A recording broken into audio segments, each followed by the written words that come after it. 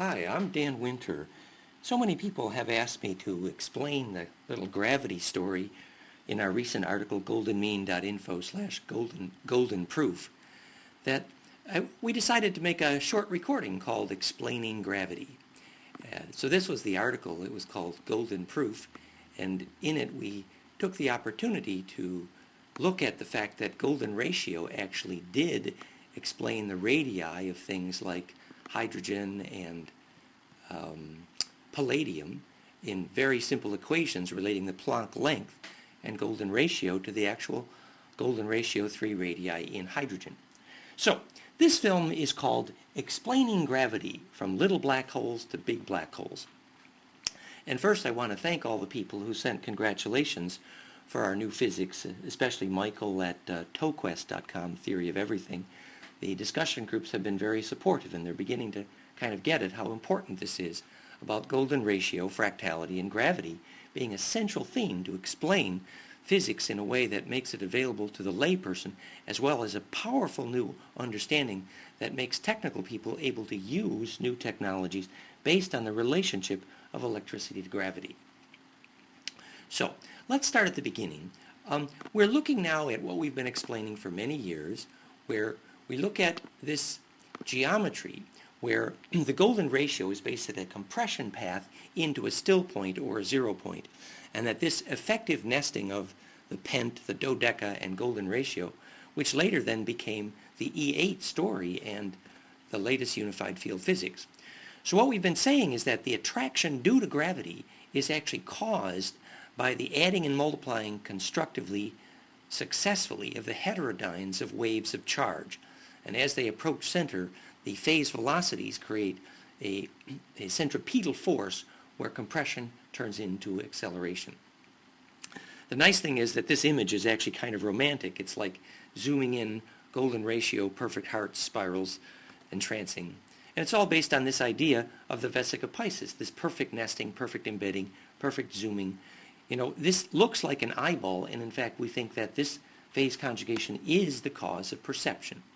And as we've been explaining, that when waves stellate in this geometry, which we originally called the star mother, but when they actually progress in this geometry, they actually become what's called E8, which is an extension of the dodeca ecosa, the natural platonics, all based on golden ratio, into the multi-dimensional array that physics with Garrett-Lisi is now using to account for all the fundamental particles and gravity in a unified field.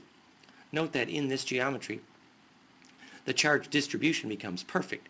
Actually, the way in which the wave velocities communicate is faster than the speed of light because the golden ratio phase velocities add and multiply through light speed. And that's creates this perfect multiple connectedness, the self-organization of phase conjugation.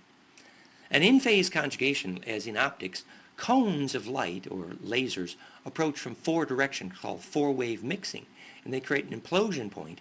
And in phase conjugate optics, clearly this creates self-organization and the superluminal connection, they call it time reversal, that when waves of charge go through the speed of light, that they in fact travel in time.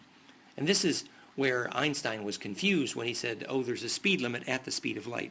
This golden ratio phase conjugation is the ticket through the speed limit that Choosing Einstein compassion carefully aligns the magnetic field donuts around the heart. And this is our Holy Grail animation, and as you see, it becomes actually a physics of how to compress charge successfully. So this is a map of how charge approached center in the center of not just the Star Mother kit, but the E8 model, both based entirely on golden mean ratio. And we see it's been called the Holy Grail, but it's called the Holy Grail merely because it's perfect fractality, and that perfect adding and multiplying is what allows waves to compress perfectly and therefore radiate or distribute perfectly and therefore create the stable standing wave of compression called gravity. So we all know that golden mean ratio is central to biology, that this perfect electrical distribution based on golden ratio is central to all biological structures like your hand. And it's in fact what the geometry of fetal unpacking and the geometry of perfect dimpling or perfect nesting. It's the geometry of the way your body unfolds from fetus to body. And most importantly, or more even importantly, it's the geometry of how biology unpacks.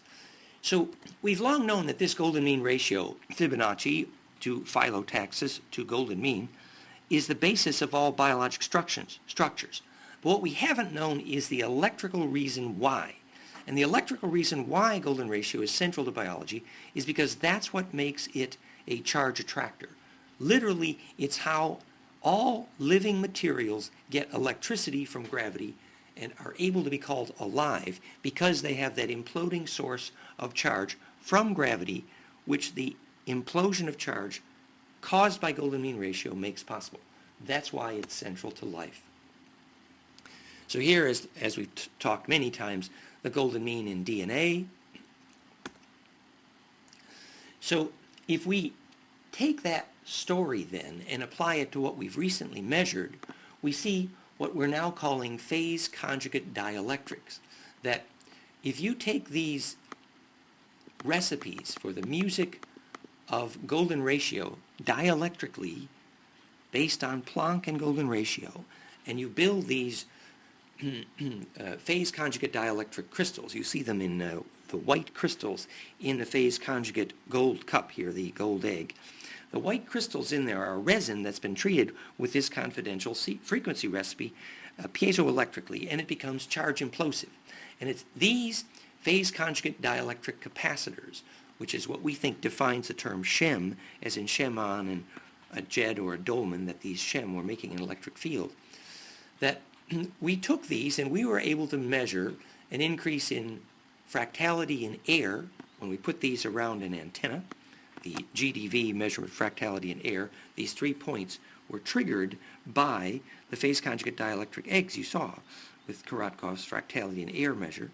And here we see the difference in the absorption of sugar during fermentation when you put the liquid being fermented in the center of this phase conjugate dielectric capacitor.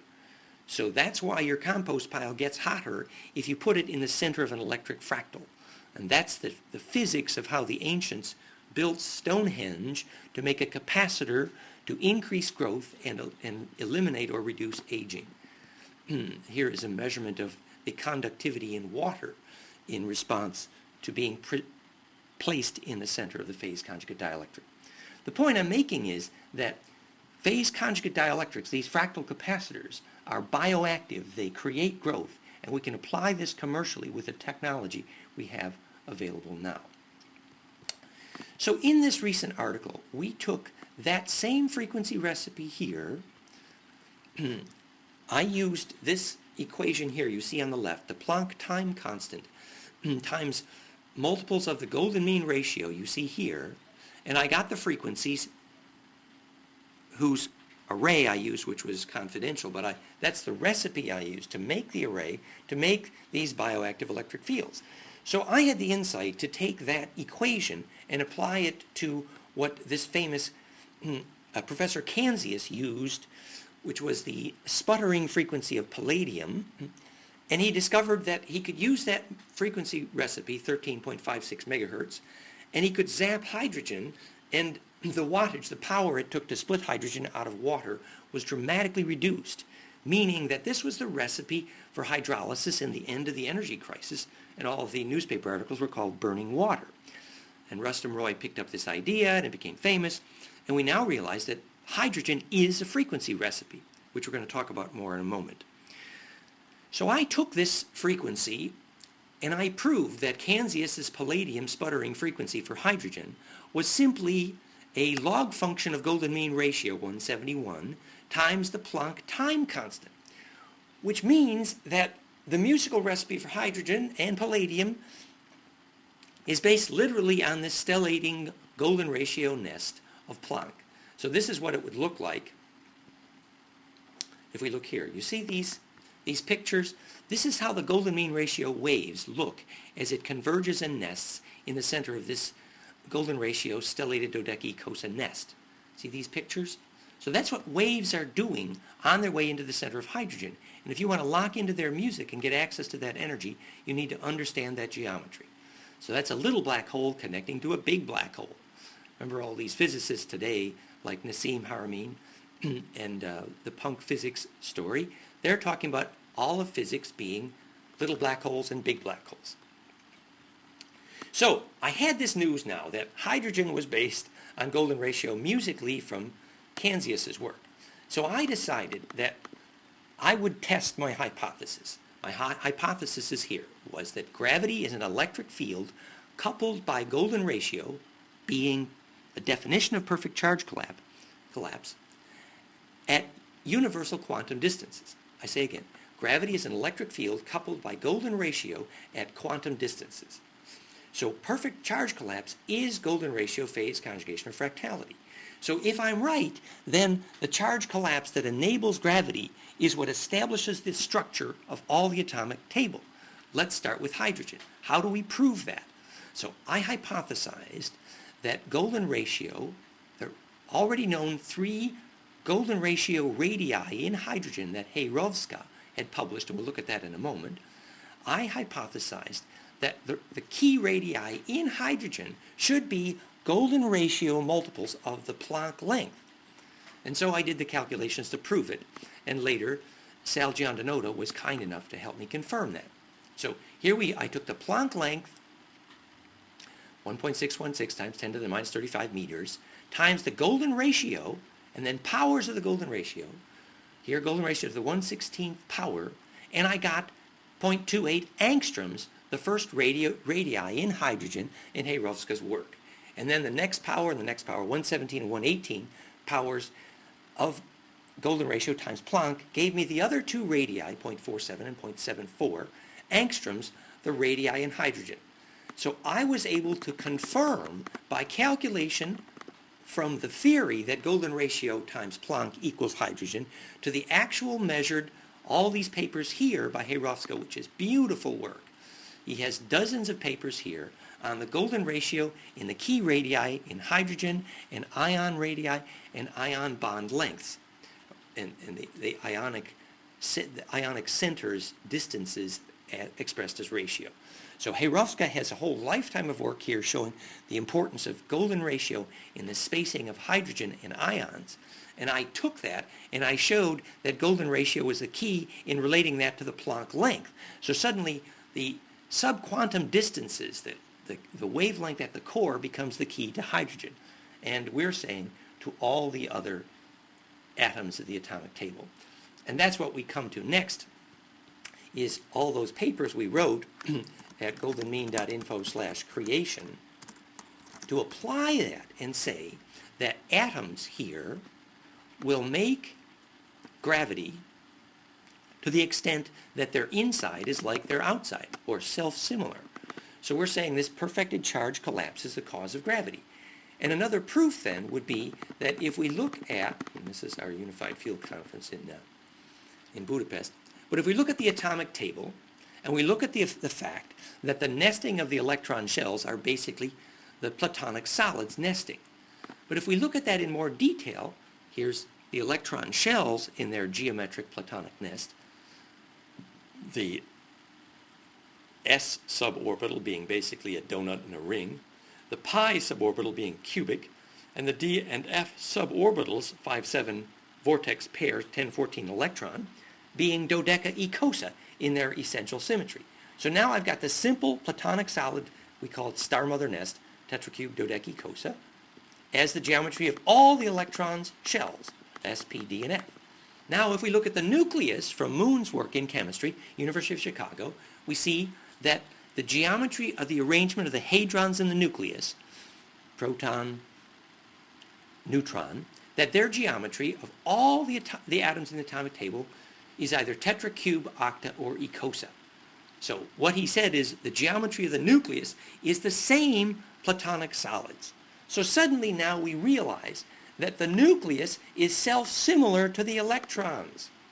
So that leads us to this radical statement summary synthesis, which is that atoms make gravity to the extent that their nucleus is self-similar or fractal to their electrons. In other words, atoms can only make gravity if they're fractal too, all based on perfection of the golden ratio. So finally in this discussion, we're going to talk a little bit about the E8 story. So, we talked about these wonderful presentations from Garrett Lisi, who's beautifully showing the story that if you took this geometry called E8 and you look at the cross points of the nesting of the symmetry solids, or the symmetry array, you got, and here they're color-coded, you got all of the subatomic particles and the gravity, the gravitron, the gravity phenomena, all nested in one geometric array.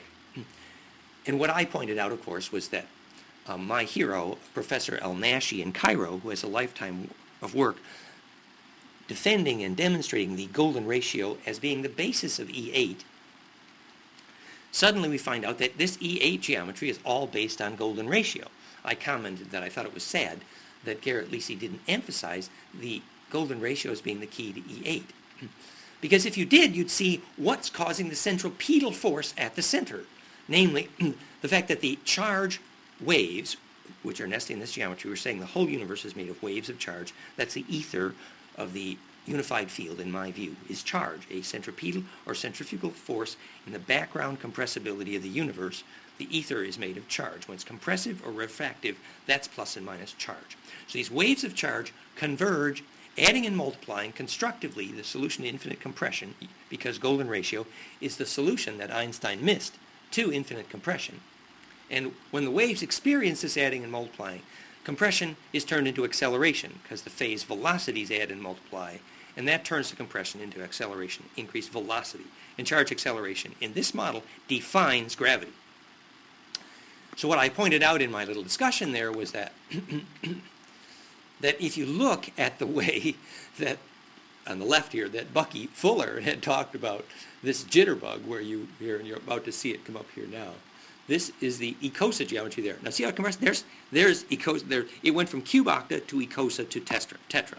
And on the way from cube octa to Ecosa, it collapses in precisely a golden ratio collapse. So Bucky Fuller's jitterbug, the compression from cube octa to Ecosa, actually predicted the fact that this jitterbug predicted the onset of superconductivity and how you see gravity happening. Because in 3 dimensions, the waves are experiencing perfect collapse by doing this folding process. So we gave a little background behind the jitterbug here. You see from cube octa to Ecosa to octa. That's a compression path that enables charge to do optimized translation of vorticity, which is how rotation becomes inertia in a line, which is the connection between mass and energy. And that is solved, optimized translation of vorticity, being the definition of the golden mean spiral. So suddenly this jitterbug from cube octa to Ecosa has this sort of poetry behind it called the Christed one. It's because it's the principle of crystallization. And in another discussion, we discussed that this jitterbug was a mechanism of superconductivity. When molecules do this, as in your DNA, it actually creates the superconductive, and DNA has been measured superconductive. It was Tom Sawyer in Buffalo who presented that paper on the jitterbug as a mechanism of the onset of superconductivity as the molecular centers do that array change. We also wanted to mention in closing, in this conversation, the work of Nassim Haramein. Another example, in passing here, just to say, here is, as we said, the Nature magazine saying the universe is dodeca, and New Scientist magazine saying the universe is fractal. It's one of my favorite stories. And neither one realized that the dodeca is the perfect fractal, and neither one realized that stellated dodeca fractality is the cause of the gravity that holds the universe together. So suddenly, all these stories begin to make sense, that this adding and multiplying path to center is how electrical centripetal force is made, and is thus the golden ratio fractal cause of gravity. Here's El-Nashi's 106 papers on golden ratio in E8. And here's El-Nashi commenting, the fractal nature of space may actually be the cause of gravity. Well, actually, El-Nashi said fractalization is the origin of gravity, using what he called golden mean quantum field theory, whereas it's Andre Linde who said the fractal nature of space may actually be the cause of gravity, which supports my original 2006 paper at the Budapest Unified Field Physics Conference, saying golden ratio fractality is the electric cause of gravity. But again, just to conclude here, I wanted to congratulate Nassim on what I thought was some of the most beautiful parts of his work, the resonanceproject.org. here he's showing that these key points on the scaling law for all organized matter, and again, this is Nassim Harameyn's work, he's taken the frequency, radius, mass, and velocity of the universe, the galaxy, the atom, and the Big Bang as plots, places along this path. This is a ratio of frequency on the left to scale on the right for the major physics variables for the size of these various key universal phenomena, the galactic center black hole, and the size of atoms, Big Bang, the stellar, solar, and the galactic and the universal spheres or radii. And by plotting these, he's showing that this scaling law for all organized matter exists precisely in golden mean or phi relations. You see here the golden mean ratio between all the key points on this graph. So suddenly, universal scaling, which is sort of the climax of the great work on global scaling by the German group, is all optimized by golden ratio. So it's long been known that golden ratio is the key to global scaling, but now we know the electrical reason why, because this establishes the perfection of charge distribution and the perfection of charge collapse, which defines gravity. Remember, Einstein defined gravity as perfected charge collapse. He simply didn't understand that golden ratio fractality was the solution to his problem. The point is now we can apply this. There are all kinds of technologies, from making gravity, rocket motor thrust, electric voltage from gravity, splitting hydrogen, making bioactive electric fields. All of these technologies open up to us if we can take responsibility for this relationship we have to our universe, which is based on the serious electric physics of fractality. So, thank you very much. This is Dan Winter. Thanks to all who are being supportive. And we particularly invite you to join our South France conference this year. Come see us in South France. It's fun. Thanks.